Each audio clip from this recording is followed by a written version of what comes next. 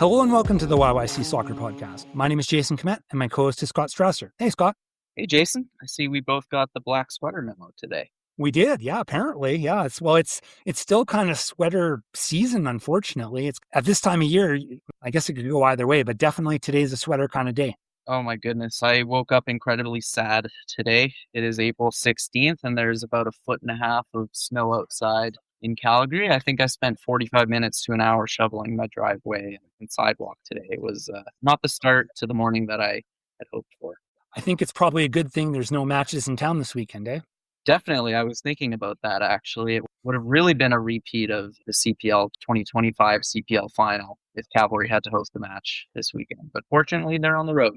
So anyway, enough of the banter about the weather, I guess. We're here to talk soccer. So, Scott, if anyone out there is a new listener to our podcast, what is the YYC Soccer Podcast all about? So we talk about soccer in Calgary at the amateur, post-secondary, and professional levels. We talk about Cavalry FC and the Calgary Wild, but we don't shy away from other Calgary soccer topics from the grassroots and amateur leagues up to the post-secondary and professional levels. And this week, we're going to talk about Cavalry FC's home opener last weekend and also preview their upcoming match against Forge. We'll talk a bit about the Calgary Wild and their preparations for their regular season opener. Talk some futsal. The Canadian Futsal Championships happened last weekend in the area, and also Nations Cup for that matter. That's been happening here as well. And we have an interview this week. Scott, who's our interview with?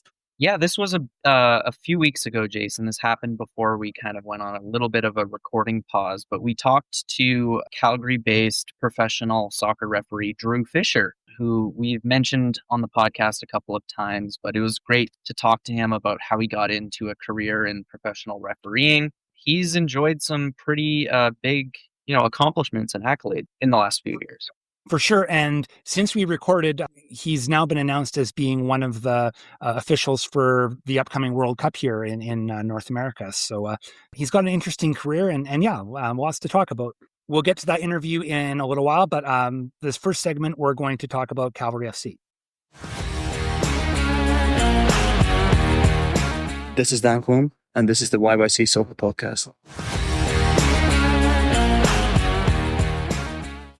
So Cavalry had their home opener on the weekend on Sunday afternoon. After winning in April for the first time in club history, they achieved a second April win on Sunday, visiting Atletico Ottawa 3-1 in what was a pretty casual performance from the visitors. Yeah, I wasn't there. You were able to be there, and it sounds like, it was a pretty comfortable win overall. 3-1 final score. We could probably run through the goals. I think first one was Dan Klomp on a set piece, wasn't it? Yeah, fantastic delivery from Toby Warshevsky on a dead ball situation. Dan Klomp, as he's done so many times in the past, rose high to get his head on it, and it sailed into the back of the net past Tristan Crampton in Ottawa's goal. 17th minute. And Cavalry never really looked back after that. 5 minutes later, they doubled their lead thanks to the second goal of the season from new signing Harry Payton, who knocked home a square ball from captain Sergio Camargo. Cavalry went into the halftime break up 2-0 and made it 3-0 shortly after the hour mark, with Gauthier Natigny getting onto the score sheet. That goal was an opportunistic goal. I think the rebound for the Ottawa keeper, probably want to have that one back. Yeah, this was a pretty tough day for Ottawa's goalkeeper, Tristan Crampton, who's pretty young, and he's technically the backup goalkeeper for the club, but has gotten some minutes thanks to Ottawa's first choice keeper being injured. I believe. But tough day for him. He spilled the rebound on a ball in from, I believe, the left or from a shot. I can't remember who took it, but Gauthier Natigny was there to knock home the rebound to put Cavalry up 3-0. Jason, I think at this point, 67th minute, I'm not even sure if Atletico Ottawa had a shot on goal. Like, they were so out of the match, even though they had a lot of possession. They just didn't do anything with it. Yeah, if you look at the stats, they had the ball a lot, but they didn't do anything with it. And from my assessment, watching the game on TV, it did look like they were never really that threatening. So, but they did pull one back right before the match ended, a couple minutes to go, I think 88th minute. Yeah, quite late in the game, they got a consolation goal from Habibula. I think his name is Kevin Habibula. Deflected shot spoiled Nate Ingham's chance of a clean sheet. I think I have some opinions on this, Jason. I feel like Cavalry, obviously, with a 3-0 lead, Tommy Wheeldon Jr. felt comfortable fielding his substitutes, and pretty much almost everybody on the bench for Cavalry got into the game. And, up 3-0, I think it would have been very easy to just kind of hold back, sit back, defend the lead, finish the game up 3-0. But I think the subs were really hungry to get in on the goal action. And we saw that a lot of the players who did come in were trying to make it 4-0. And as a result, I think Cavalry did lend themselves a little bit to a goal from Ottawa. I think, they weren't defending maybe as hard as they could have been, but obviously when you've got a healthy lead, it's easy to do that. And Ottawa got one back and made it look a little closer than this game probably was. Mm-hmm. A pretty dominant win for the Cavs. And I think another thing that we kind of chatted about a little bit before we hit the record button, Ottawa really didn't look good overall. Like you talked about them having a lot of possession, but no one would ever think that they won the championship last year. Yeah, they obviously are going through a rebuild, and their head coach, Diego Mejia, was pretty transparent about that in the post-game press conference. If you think about some of the players that they have moved on since lifting the North Star Cup in November or early December last year, obviously, Nate Ingham and Amir Didic have come over to Calgary to play for Cavalry, but David Rodriguez, who scored both of their goals in the final last year, he's back in Mexico. Sam Salter, who set a new single-season scoring record in the CPL, he's playing in Sweden now. So, they lost some key pieces, and they're fielding a lot of players who are quite young and still learning professional game. And 2 games in, they're still chasing their first points, but I think it's going to take some time for this new look Ottawa team to start clicking, and particularly offensively. A pretty easy afternoon for Cavalry FC, as we said. And now we're looking at third match of the season this weekend. Cavalry will be going to Hamilton, and they're going to take on Forge on Saturday afternoon. Yeah, this is a matchup between 2 longtime rivals who are both coming into it on perfect 2-0 records. Forge has also beat Atletico Ottawa this season. They beat them in the first game of the campaign. And then last weekend, they squeaked a 1-0 win over Vancouver FC out in Langley. Really looked like that game was going to finish goalless, but they got the stoppage time goal. Hard to say how this game will go, Jason, but always exciting to watch these 2 teams take each other on. For sure. I did tune into Tommy Wheeldon Jr. In the pre-match press conference, and he was asked what to expect from Forge, and he says they're going to be stingy. I think he's expected their defense to be really strong, so which does seem to be the case based on what we've seen in the first 2 matches. So more than likely, another classic Forge Cavalry matchup should be another good one. These 2 coaches have gone at it for a lot of years, and I'm interested to see how the next chapter plays out on Saturday. Definitely. And that game, I believe, is going to be on Saturday with a kickoff of 2 p.m. Calgary time. Hi, this is Drew Fischer, FIFA referee. You're listening to the YYC Soccer Podcast.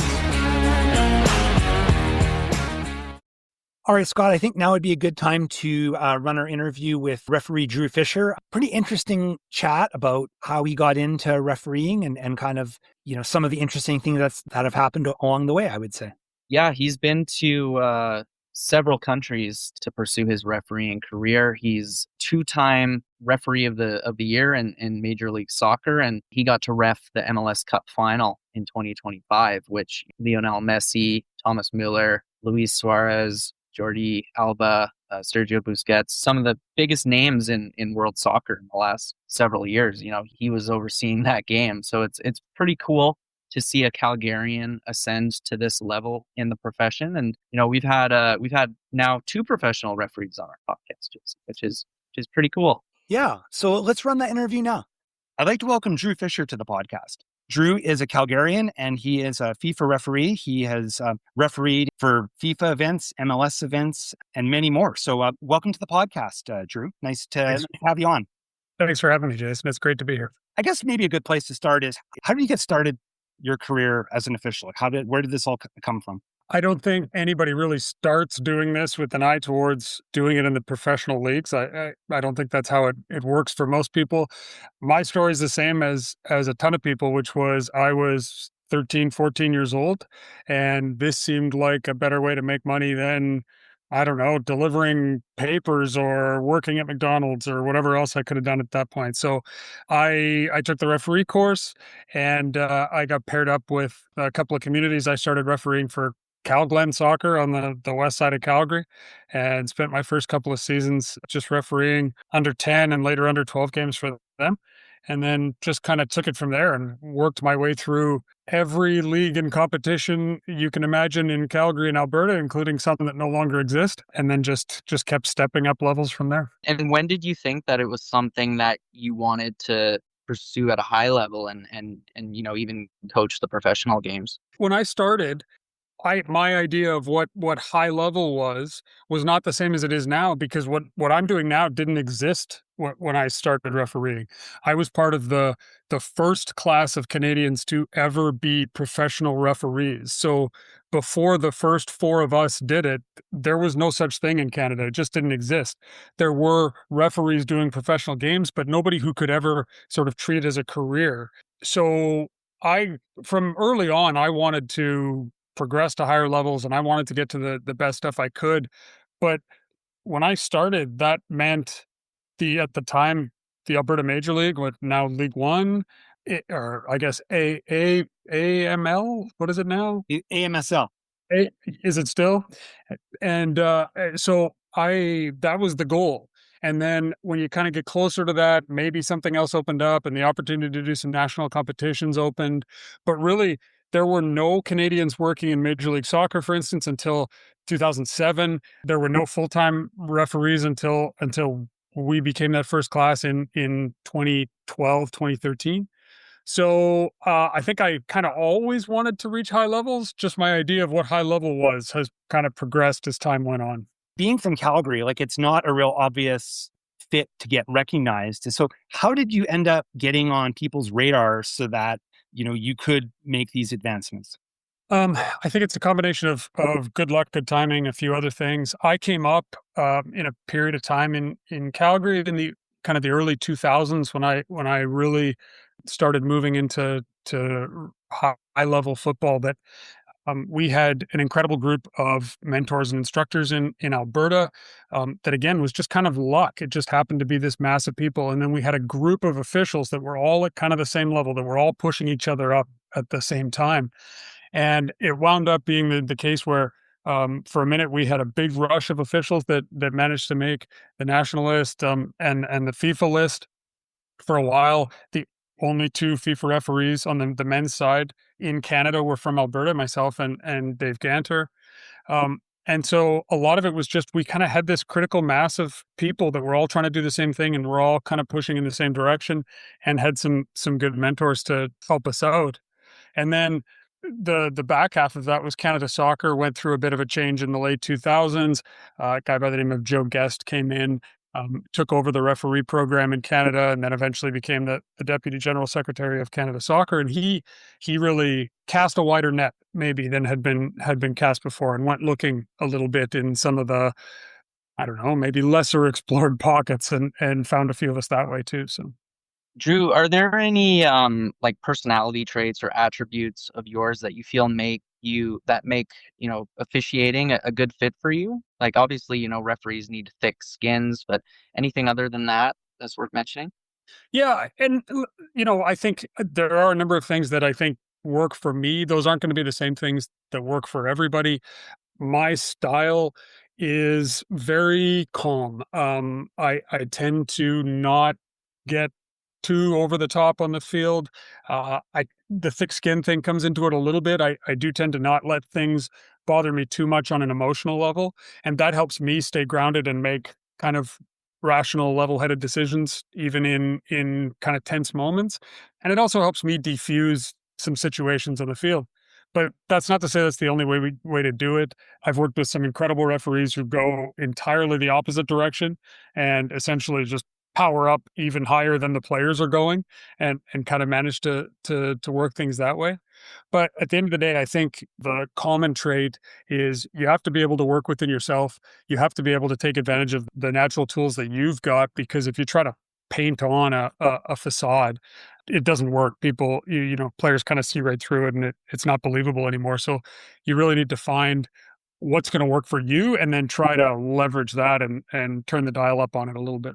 How do you handle the pressure of knowing that, you may make a call that has a big impact on the overall game? I think that pressure is what drives all of us, right? That's what gets us going. So as much as there is a piece of it that's in the back of your head in kind of a negative way, a lot of it's in the positive. That's where we kind of feed off of and where we get our energy. For me, in the moment, I very rarely feel that stress during the game. You feel it before the game, you feel it maybe after the game, but in the game, things are happening so quick, and so much of it is kind of muscle memory and pattern recognition that you're just kind of rolling with it, and you don't really have time to feel the nerves the way you might. Sure, when you have made a big decision and you've got a little bit of downtime afterwards, you've called a penalty, and now you've got the 30 seconds while we're setting it up. Sure, there's going to be this moment where you kind of feel this pressure of, boy, I hope that's right. Having VAR added to the game has actually alleviated a little bit of that. I think there's long been sort of some criticisms that VAR is going to keep referees from making decisions or make them not want to reach out and make decisions. And I personally think it's the opposite. I think it gives you more freedom to be comfortable making those decisions, because you know that if you ever somehow really get one wrong, it's going to get fixed. Yeah, that's interesting perspective on VAR, because I'm sure there are some people out there who feel like they don't want to be second guessed, but I like the way you approach it there. So can you just walk us through how it works, like what your schedule is like you have a weekend match assignment, and just sort of walk us through how you get to the various places you need to get to, typically, I'm guessing most of the time in the United States. Yeah. So for Major League Soccer, we get our assignments a little bit earlier than most top leagues in the world. That's mostly a reflection of the travel demands that we have. Obviously, if you're working games in the Premier League, you're a 3-hour train ride from basically anything and can travel on the day of the game. So they get their assignments quite late. Since we've got to fly all over the place, we get our assignments a little earlier. So a couple of weeks out, we'll get our assignments. If most of our games are Saturday evenings. So Friday afternoon, we'll fly into the city that we're going to be working. Saturday do the game, Sunday fly back home. It's a lot of days of travel. And when you add the international stuff on top of that, it gets even bigger, because then you've got some midweek stuff for things like the Champions Cup. You've got tournaments that may be up to 6 or 7 weeks long. All that kind of adds up to, I don't know, a couple of 100 days a year on the road. But yeah, that's the basic gig. Normally, it's out Friday, back Sunday every week, and if you've got midweek, we add that in on top of that. And then for Major League Soccer, we've got training camps about every 3 or so weeks in Dallas that we fly in for 4 days at a time too. So quite a bit. Yeah, it's quite the intense lifestyle for in season. It's really not so different from the players. We just joke that we don't get any home games, right? They get half their season at home.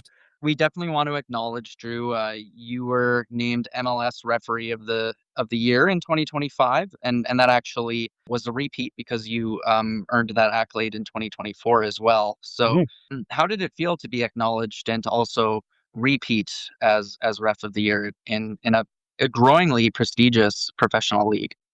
Yeah, it was pretty special. The first one was obviously amazing, and it's always a little bit of a surprise whether you think you have a shot at it or not.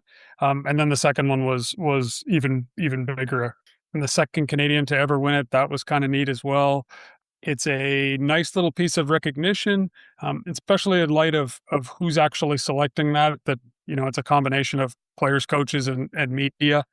And, those are the people who generally are most invested in our little ecosystem and care the most about what's going on. So, yeah, it's certainly an honor to get recognized by those people. Are there any particular matches that sort of stand out as highlights? Maybe not so much even about what happened on the pitch, but maybe the location, there was some kind of milestone of yours or something like. But anyway, looking back, are there a couple that sort of come to mind right away?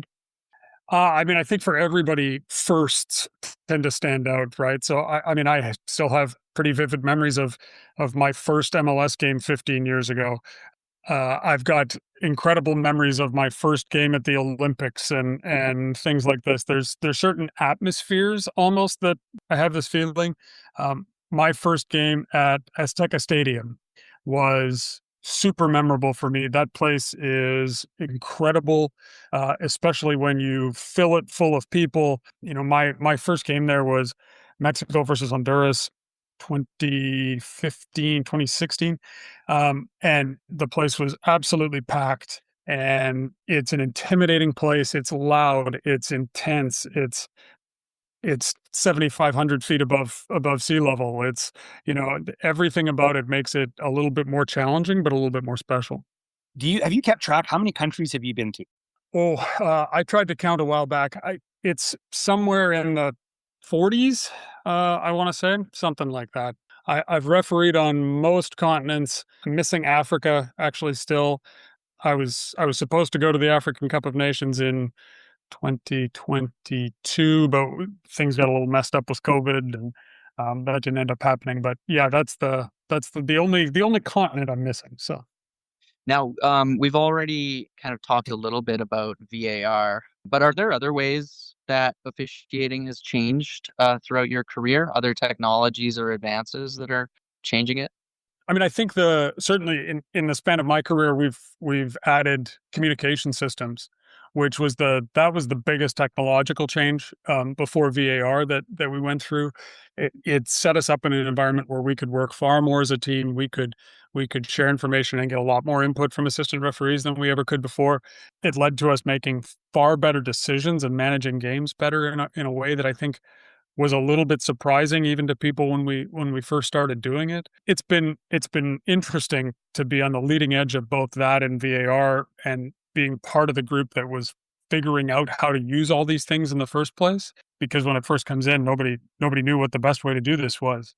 But really, I mean, on the non-technology side, the biggest shift that's happened is for us a shift to professionalism. The referee training program, the development, the coaching, all of this has moved way more professional than it was even 10 or 12 years ago. And it's improved the referee groups like dramatically. If you go back and watch, even professional refereeing from 15 years ago, it's almost unrecognizable. The referees are better athletes.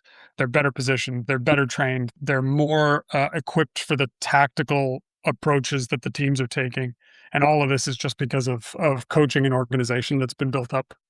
Do you have any advice or like words of wisdom if there's someone out there thinking about wanting to start to officiate matches? If anybody has any thought about going out and refereeing, my first advice is do it. I mean, absolutely do it. You may discover that you hate it, and that's okay. But you may also discover that you love it. And I think most people get into it with this sense of like, yeah, I don't know. Let's see how it goes. And a surprising number find that they love it. The community you're going to find in refereeing is so much better than you think it's going to be. It's a wonderful group of people who almost universally want to help each other out. And I think that's a little bit of the us against the world mentality, right? If everybody's coming for us, we gotta stick together a little bit. If you want to do this at a really high level and you wanna, I don't know, make a career of it, you can. I mean, that exists now. It's not easy. There's not a lot of us, but that path exists, and just keep working at it. Thank you so much for coming on our podcast, Drew, and best of luck with the weeks and months ahead. And we look forward to seeing you out the pitch. I appreciate it, guys. This was a lot of fun. Thanks for having me. Hi, this is Carly Johnson, and this is the YYC Soccer Podcast.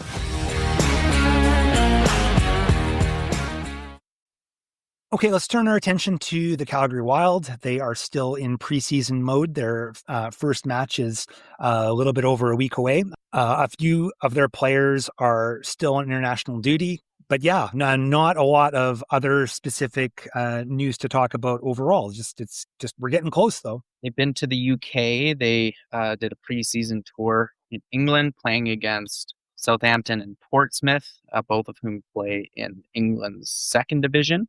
And they brought 2 youth players with them on that trip, Jason, Clara Monk and Tora Betteridge. But as you mentioned, a couple of players likely didn't join them due to international duty. Yeah, Michelle Romero's been playing for Venezuela. She's been starting matches. Michaela Moore's been with New Zealand. I don't think she's really been playing too much. And Tegan Stewart is with Canada U20s. And I honestly don't know the game a few days ago, whether she appeared in it or not. I know she wasn't in the starting lineup, but trying to find a list of subs I wasn't able to do it in time before we recorded. Okay, and that was the April 13th game against Costa Rica, a friendly. Yeah, I know she dressed, which I guess in a way is a bit of an accomplishment because they brought 30 people to camp and they only dressed, 18 or 20 or whatever it was. So, but yeah, and they have another match on the 16th against Costa Rica again. So we'll have to check and see on the status of that one. But yeah, that's kind of it right now. So we do have a little bit of exciting news in advance of their home opener next weekend. Yeah, the club reached out to us to ask if we'd be interested in kind of doing a ticket giveaway, Jason, which is, I think this is the first time we've done something like this. The Wilds offered 4 tickets to the opening match on Saturday, April 25th, and we're going to be giving them away. If you want to enter for these tickets, we'll be posting links about how to enter, but we'll get all the information up on our social media, and we'll accept entries until Monday at 11 o'clock. And then we'll get a hold of the winner later on Monday and get the tickets to you in time to match the next weekend. Yeah, and that's 4 tickets we have to give away. All right, Jason, only other thing to mention in terms of the Wild segment is that they are welcoming fans to an open practice this Saturday at McMahon Stadium, held from 1:30 to 4 p.m. So the free session will also provide fans the opportunity to meet the players afterward. And there's actually going to be a third jersey reveal, which is kind of cool. Hi, this is McKenna Walker, and you're listening to the YYC Soccer Podcast. The Canadian Futsal Championships were held this past week over at Seven Chiefs from Thursday to Sunday. I know, Scott, you were able to make it out for some matches. How was the action this year? Yeah, I made it out to 2 games on Saturday morning. So it was a game between the teams from Manitoba and Nunavut on the secondary field. And that game was pretty one-sided as I watched it. As could be expected, the Manitoba team was kind of dominating. And then I noticed that another game was being played on the adjacent field between El 9 de Octubre FC, which is from Toronto. That's the Ontario team, and they were taking on Edmonton Rangers, which is Alberta's representative and sort of the host team, although Edmonton is obviously not where this tournament was taking place. That was a really lively game with a lot of excitement, so I kind of ended up watching more of that, Jason, and I didn't catch the final few minutes, but when I did leave, the Torontonians were up 3-0, and they ended up winning that game and then winning in the final on Sunday, beating Atletico Gatineau from Quebec 3-1. Yeah, so a bit of revenge for them. Last year, Gatineau won the gold and they won the silver, so it's a reversal of that. And this is their 3rd gold medal in the past 4 years, so kind of a bit of a dynasty there. Yeah, they looked really good on Saturday. Good ball movement, some definitely, some goal scorers. Overall, though, I mean, it looked like Edmonton was kind of holding their own. I was kind of surprised that the Ontarians did take a 3-0 lead, but kind of a rough end to the weekend for the Alberta Reps as Rangers also lost their bronze medal match on Sunday against Saskatchewan. And on the women's side, the Quebec representative Sporting Montreal, they captured the gold medal. Yeah, they beat Jerson Barandika's team, Saskatoon Green and White, 4-0 in the final. And the local reps, Edmonton Drillers, the Alberta representative, they had 2 wins and a loss on the weekend, but did not advance to the medal matches despite that positive record. We might as well segue at this point into the other big indoor tournament that's been happening in the area, the Nations Cup. Final matches happened this week, and in all 4 divisions, and we've got listings of all the winners. Yeah, in the men's open division, Chile won on April 15th. In the men's masters division, Canada over 35 won. In the men's over 45 division, Romania won. And in the women's open division, Canada won. And that team, Jason, you pointed out, had a couple of former podcast guests on it. Yeah, it's a pretty UFC dino-rich team. You know, Grace Moore, Rachel Barlow, Ashlyn Phillips, McKenna Walker, Warren Houghton. So, yeah, congrats to them. Congrats to everyone. From what I get, it was a pretty successful big tournament. I did notice that all the matches are on YouTube. If anyone wants to catch them, they were streaming them live, and they're now available if you want to watch them after the fact. Thank you for listening to the YYC Soccer Podcast. You can have this episode downloaded to your device as soon as it becomes available by subscribing on Apple Podcasts, Spotify, or other platforms. Check our website out at yycsoccer.com, where you can look through our episode archive and find other options to listen, including our YouTube channel. We also have links to buy my book, Here Come the Cavalry, which is all about the history of professional soccer in Calgary. You can leave a question or comment in the Contact Us section of our website. You can also interact with us on social media through X, Instagram, or Blue Sky, where our username is @YYCSoccer403. Thanks for listening.